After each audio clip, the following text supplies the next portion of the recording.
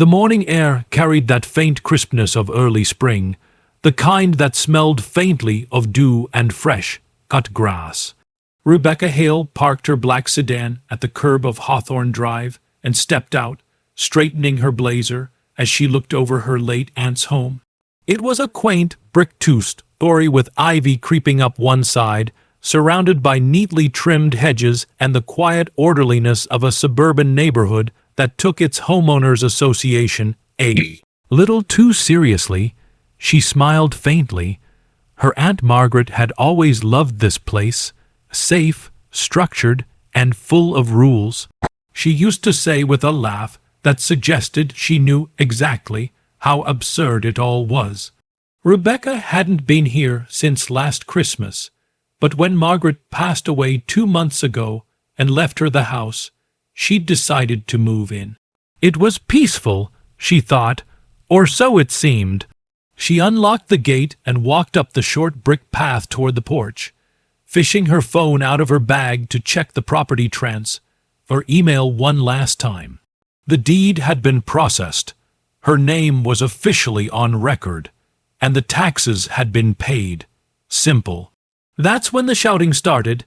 Hey, you can't be here. Rebecca turned, startled.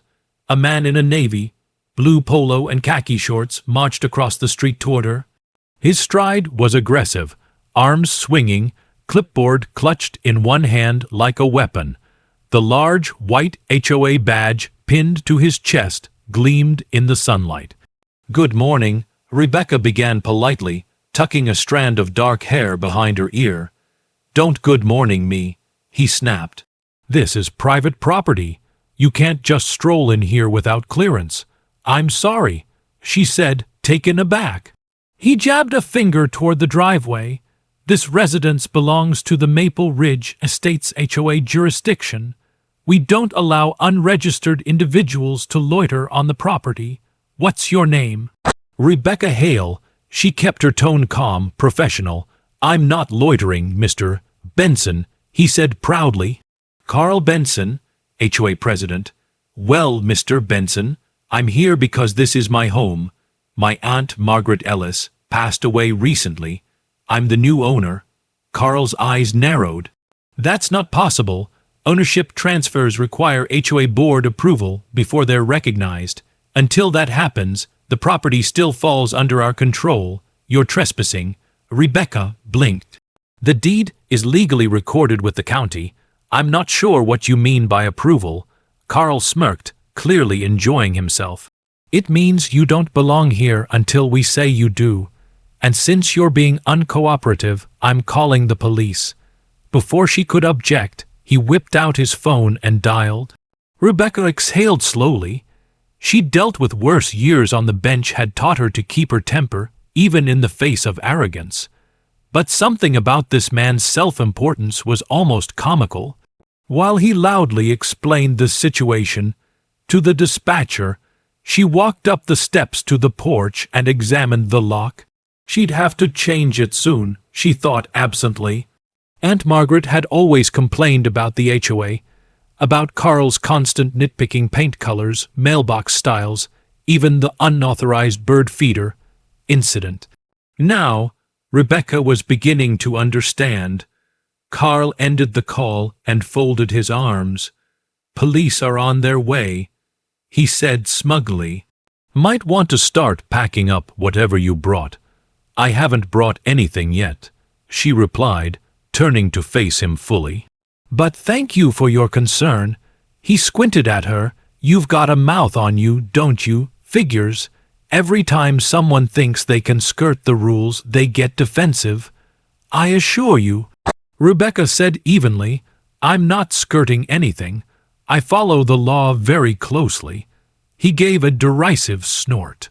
"Yeah, right. Everyone says that until the HOA finds them into compliance. You'll learn soon enough Maple Ridge Estates doesn't tolerate freeloaders or rule breakers." Rebecca's patience began to fray. She crossed her arms, her judicial composure slipping into something sharper. "Mr. Benson, do you realize how absurd this is? You're threatening to arrest a homeowner for walking onto her own property. I'm enforcing community standards, he said self-righteously. Without them, this place would fall apart. People like you come in thinking you can do whatever you want. Not under my watch. The low hum of an approaching car broke the tension. A patrol cruiser turned onto Hawthorne Drive, its lights off but presence unmistakable. 2 uniformed officers stepped out, one older with gray at his temples, the other young and uncertain. Carl practically sprinted toward them. Officers, over here. That woman is trespassing on private HOA property. She refuses to leave. The older officer raised a brow and approached Rebecca slowly. "Ma'am, can I see some ID?" "Of course," she said, retrieving her wallet. "Here's my driver's license, and this," she handed him a folded sheet, "is a certified copy of the property deed." He looked over the documents, his brows knitting. "Everything seems in order. Says here you're the legal owner as of 3 weeks ago." "That's correct." Carl's face reddened. "That can't be right. The HOA board hasn't approved any transfer. The deed isn't valid until we authorize it." The younger officer frowned. "Sir, with respect, that's not how property law works." Carl puffed out his chest. "You don't understand how this community operates. The HOA has full authority to regulate property occupancy." Rebecca finally stepped forward, her tone calm but commanding. "Officers, may I clarify something?" The older officer nodded. She met Carl's eyes. "Mr. Benson, I suggest you choose your next words carefully, because you're not just speaking to a homeowner. You're addressing Judge Rebecca Hale, County Superior Court." Carl froze. "You're a judge?" "Yes, and right now, you're dangerously close to filing a false police report and attempting to intimidate a lawful property owner. I strongly recommend you stop." The younger officer looked like he wanted to laugh, but managed to keep a straight face. The older one gave a low whistle and handed her papers back with a respectful nod. "Everything checks out, Judge. Sorry for the trouble. No apology necessary," Rebecca said smoothly. "You were just doing your job." Carl, on the other hand, looked like a deflated balloon. The bluster drained from him, replaced by a twitching nervousness. "Well, I didn't realize it's just a misunderstanding." "I'm sure it is," she said, gathering her documents. "Though I do hope you realize how inappropriate it is to weaponize the police over something as petty as your own inflated sense of control." He swallowed hard. "We were just enforcing community policy." She gave him a cool, almost pitying look. "Then perhaps it's time that policy faces some scrutiny." She turned to the officers with a polite smile. "Thank you again. I'll be in touch if I need to file a complaint." As she walked back to her car, she could feel Carl's eyes on her, his face pale and tight. He didn't speak. He didn't have to. She could already see the dawning realization that his authority, his petty fiefdom of power, wasn't going to stand unchallenged. Rebecca opened her car door, slid inside, and paused for a moment, looking at the house. Her aunt had once said, "The HOA thinks it runs this place. Maybe someday someone should remind them what the law actually says." Rebecca smiled to herself.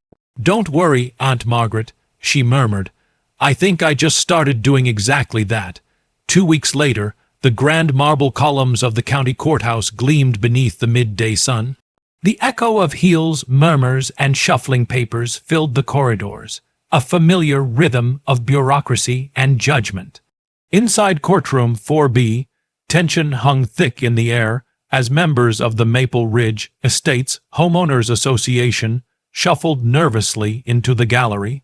Their once proud president, Carl Benson, walked among them, his usual swagger replaced by a stiff, uneasy gait. He straightened his tie 3 times before taking a seat at the defendant's table. He hadn't slept properly in days. Ever since that encounter with the woman, the judge, he'd been waiting for the other shoe to drop. And when the HOA received an official notice from the County Superior Court summoning them to a hearing, he'd felt his stomach twist. The notice bore her name, Judge Rebecca Hale, Now here he was under the harsh fluorescent lights, surrounded by his fellow board members, each one whispering, glaring, or quietly panicking. "I told you to leave her alone," muttered Janet, the HOA treasurer, leaning toward Carl. "You said she was trespassing." "She was," Carl hissed. "The paperwork hadn't gone through on our end. How was I supposed to know she's a judge?" Janet rolled her eyes. "Maybe by not acting like a wannabe cop every time someone walks on the grass." Before Carl could respond, the bailiff entered. "All rise." The room stood as the door to chambers opened. Judge Hale stepped through, robed in black, her posture straight, her face composed and unreadable. Only the faintest flicker of recognition crossed her expression when her eyes met Carl's. "You may be seated," she said. Her voice was steady, authoritative, completely different from the calm civility she'd used on that driveway. Here, she wasn't a homeowner defending herself. She was the law. "This hearing concerns multiple allegations against the Maple Ridge Estates Homeowners Association," she began, flipping through a stack of papers, "including improper enforcement of bylaws, unlawful use of law enforcement resources, and failure to maintain required state registration under the Common Interest Community Act." Carl's throat went dry. The words hit like hammers. Representing the HOA, Mr. Benson, he stood slowly. "Yes, Your Honor." His voice cracked slightly, and he cleared his throat. "Very well. You are the sitting president of the HOA?" "Yes, ma'am, Your Honor." Rebecca adjusted her glasses and looked down at the file. "It says here your association imposed unauthorized fines, denied rightful ownership transfers, and in one instance," she paused, her eyes lifting, "attempted to report a new homeowner for trespassing on her own property. Is that correct?" Carl's face burned. "There was confusion, Your Honor.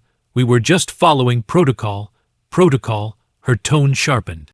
"Please explain what protocol authorizes private citizens to misuse police intervention to harass a legal homeowner." A murmur rippled through the courtroom. One of the HOA board members shifted uncomfortably in her seat. Carl stammered, It wasn't meant as harassment. We just wanted to verify." "Verification," she interrupted, "is done through legal channels, Mr. Benson, not through intimidation or false reports." She turned a page. "According to the county records, the deed was properly recorded and transferred to my name before your so-called incident. So you were aware of the ownership, and yet you proceeded to threaten and call law enforcement. Is that correct?"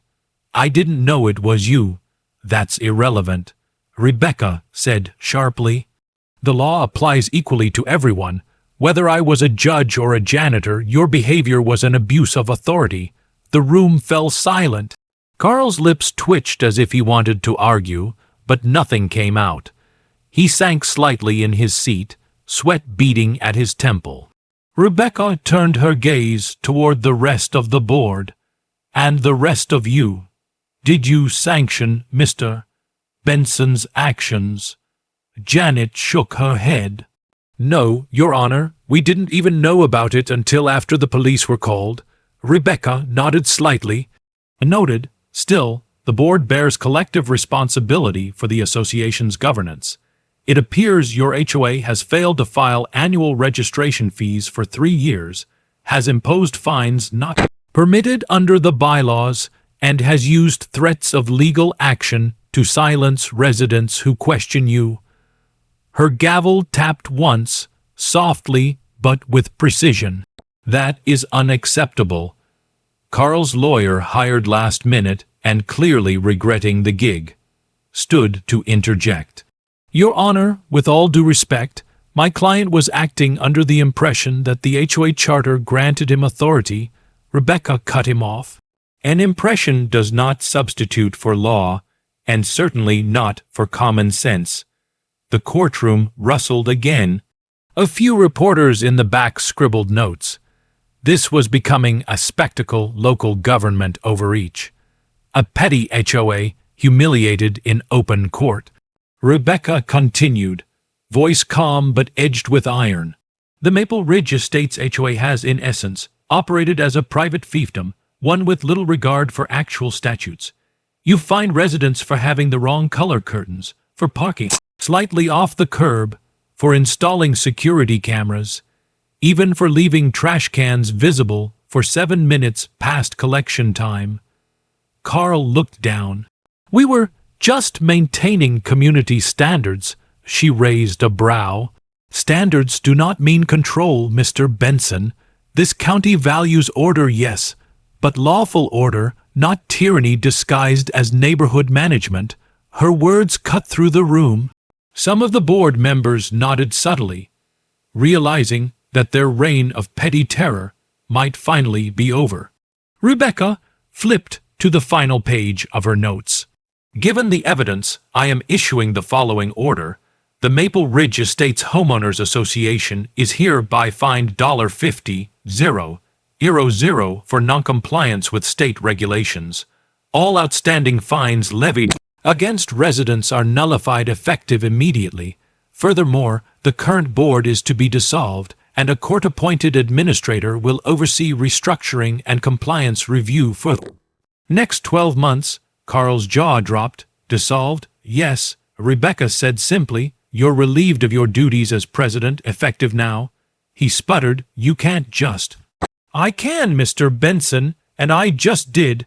Her gavel struck the sound block, the sharp crack echoing through the courtroom. Court is adjourned. The bailiff called for order as the murmurs swelled. Reporters whispered to one another, their pens flying. Board members slumped in defeat. Only Carl remained frozen, staring at the bench as if trying to comprehend what had just happened. Rebecca rose, gathering her papers neatly before stepping down. As she passed Carl, she paused, looking at him one last time. You know, she said softly, almost conversationally, there's a difference between leadership and control. You might want to learn it before you try again. He swallowed hard. I didn't mean for it to go this far. She regarded him for a moment, her expression unreadable. No one ever does. That's why the law exists, to remind people where the line is. Then she walked past him, her heels clicking against the polished floor, each step precise and confident. Outside, the sunlight spilled through the courthouse windows, warming the marble hall. Rebecca paused near the entrance, watching as a few residents of Maple Ridge approached hesitantly, people she didn't know, but who smiled and nodded their thanks. About time someone stood up to them. One man said quietly, "They fined me for having a flagpole." Rebecca gave a small, amused smile. Then, maybe things are about to change. As she stepped outside, the breeze lifted the hem of her robe slightly. She looked toward the direction of her aunt's house, her house now, and thought of the ivy on the bricks, the calm street, the way Carl's voice had trembled when he realized who she was. Some battles weren't fought in the streets, she mused, but in courtrooms where arrogance met consequence. And as the courthouse doors swung shut behind her, she allowed herself a small, satisfied breath. Justice, she thought, had come home to Maple Ridge Estates.